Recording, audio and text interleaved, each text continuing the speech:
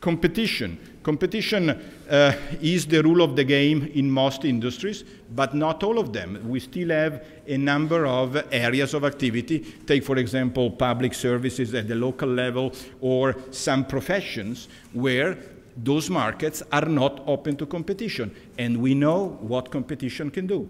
We have lived, I mean, the evidence of what an injection of competition can create in terms of growth is the banking system itself.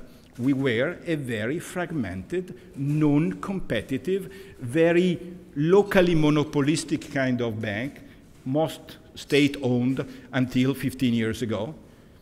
Some courageous and wise politicians have been good enough in liberalizing, obviously with the right controls, privatizing the whole system, and this combination of liberalization and privatization has created an enormous increase in competition that has led to restructuring, to consolidation, to the creation of a number of rather big banks. Today we are one of the most open banking systems in Europe. We are one of the most competitive because we have any kind of banks also coming from other parts of the world. But at the end, the final effect was growth, was improvement in service, was better prices for the consumers. So if we can use the banking system as an evidence of it, we should use this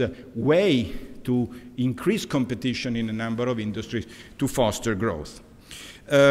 Last point, that is a very important point if we want to understand our country properly, and has to do with dynamism, has to do with the decision mechanism in our country. Especially from an institutional point of view, this is the reform of the reforms, as we say, is a reform that if we succeed in doing, we really change the face of our country. Today, the decision mechanisms are really almost blocked because we have so many institutional levels internally, the state, the regions, the provinces, the municipalities, and we have so many entities always involved in any kind of decision without none of them the responsibility to get to the final decision in the due time, that today we are in a sort of situations where everybody has a sort of veto power without the responsibility and without paying the cost of the veto. So if I had to choose the first reform and the easiest from the economic point of view, because it really doesn't cost anything, I would tackle the decision mechanism that are responsible for the immense duration of the processes, for example, for infrastructure. It takes 10 years when things could be done in 1 or 2. So I'm saying that because I think that the objective, the goal of this discussion amongst us is to understand together what is working well and what is not working well, and where we should concentrate our efforts. And together with our US friends, we want to share what you are doing. Certainly this component, this element of our social and economic life is certainly a weakness of ours. So in summary, from this metaphor of the 4 engines, we have 2 very strong engines. Engines that if you don't have them, it takes decades to create them. Company competitiveness, social cohesion are 2 very strong platforms on which to build the new phase of growth. We have to work on the country system, on the country productivity, education, justice, infrastructures, and public authorities. And we have to have the courage to inject into the system those elements that have made our country, and for sure the US, very successful countries like, again, meritocracy, mobility, speed in decision, and competition in general. Is it feasible? I mean, can we do all these changes? I think so, because in a number of cases, as I tried to tell you, we have already done things that other countries have not. Pension reform is one of them. Certainly, we have to speed up. We have to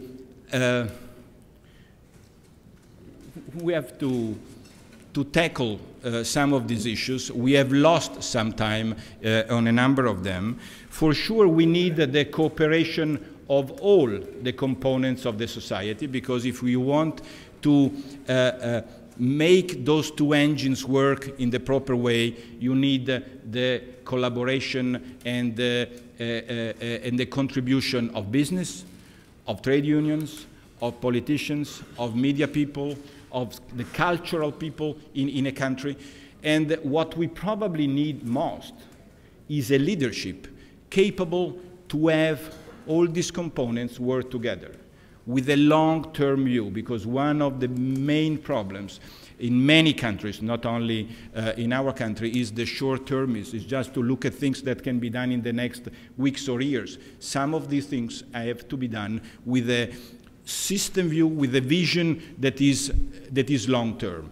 And in our long-term, and also in our present, Europe is the most important framework to take into account. And thanks to Europe, we have done most of the things we have done, most of the things we have achieved.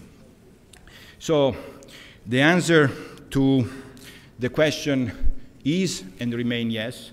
I wanted to share with you not only the good parts and the good reasons for being optimistic, but also the other components of our country that without exceptions can be fixed in a reasonable time by ourselves.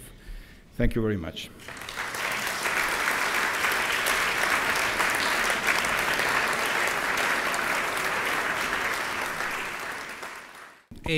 Very few questions, but Mr. Passera is prepared to answer.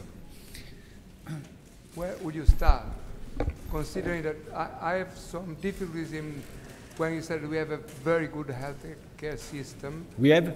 A very good health care system, but that's not important. Where would you start in terms of what we should do first to make Italy more attractive to foreign investment?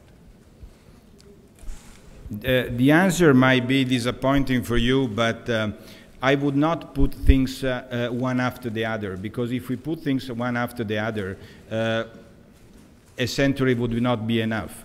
What is very important is to have the global view and to put all those engines, I use the metaphor of engines, in parallel, and there are different people taking care of the different engines, obviously, but if we want to reach what we have in mind to reach, we have to have them being fixed and being running at the same time, because each of these engines can block the others.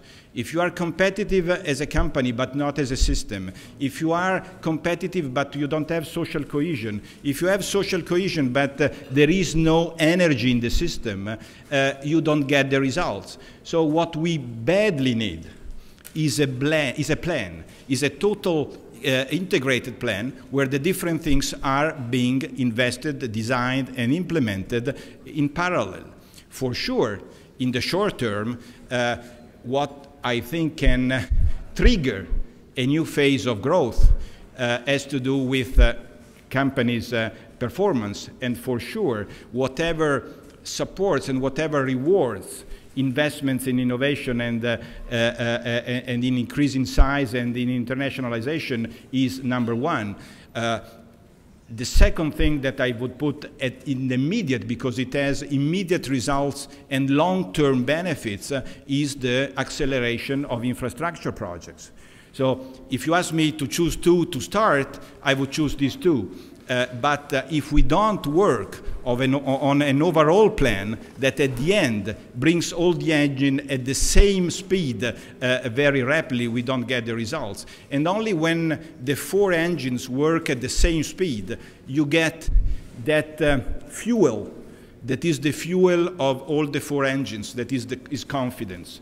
People today are non-confident about the future because they don't feel they are part of a plan, they are part of a long-term design for their country.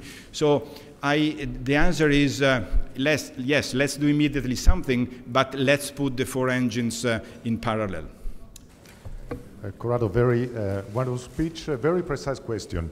You talk about growth and innovation. So my question is quite specific. It's about venture capital. Venture capital was almost an unknown word until a few years ago in Italy. We are improving. And just to remember that now, in these days, probably there will be some young kids in the United States that are creating new companies that all together, like Google, Facebook, Twitter, YouTube, and blah, blah, blah, in 10 years' time, they will have 80% of the GDP of US. So it's a terrific engine that pushes the growth of a company, of a country. So in your opinion, what Italy can do to increase dramatically this kind of topic? I totally agree, and for sure we have a number of proposals on the table. We have to have a proper regulation for venture capital, something that is very well known and very well developed in other countries like in the United States, and that today is certainly not rewarded from a fiscal point of view, that is certainly not facilitated from a trade union point of view. It's an area that has not been well covered by regulations, and the development of new companies, it's another sub-engine of engine number 1. We as a bank, we decided to not to wait for the rules, for the new rules about venture capital, and to invest in a number of them, but we simply have to copy what the US have been doing in the last century, not even decades.